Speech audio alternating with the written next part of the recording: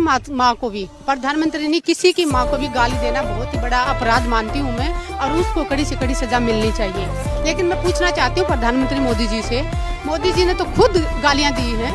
पहली बात तो सबसे पहले प्रधानमंत्री जी ने जिस दिन ये कह दिया कि मैंने अपनी माँ के गर्भ से जन्म नहीं लिया, तो सबसे बड़ी गाली तो प्रधानमंत्री जी ने अपनी माँ को ही दे दी।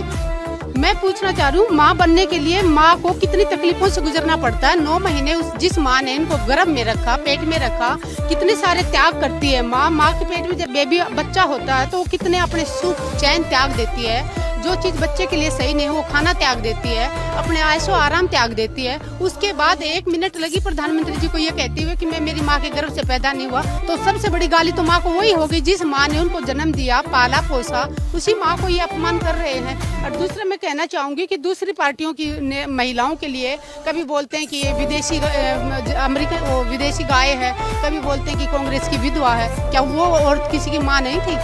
हमने तो कभी राहुल गांधी को नहीं सुना ये इमोशनल लोगों से कहते हुए कि मेरी माँ को इन्होंने कांग्रेस की विधवा बोला। कभी बोलते हैं 50 लाख की गर्लफ्रेंड है, तो तब वो किसी की माँ नहीं होती। और दूसरी बात, ये सिर्फ बिहार की महिलाओं की बात कैसे आ गई? प्रधानमंत्री जी से पूछना चाह रही हूँ, अगर मणिपुर के अंदर बेटियों को निवस्त्र करके नंगा घुमाया गया था, उस टाइम पूरे देश की बेटियों का अपमान नहीं हुआ था?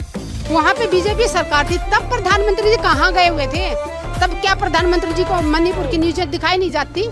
तो इनके प्रवक्ता की बात कर लें आप, टीवी पे आके दूसरे प्रवक्ताओं को, दूसरी पार्टी के विपक्ष प्रवक्ताओं को इतनी गंदी गालियां देते हैं उनकी माँ को, तब कोई नहीं बोलता, ये लोग चुप होते हैं।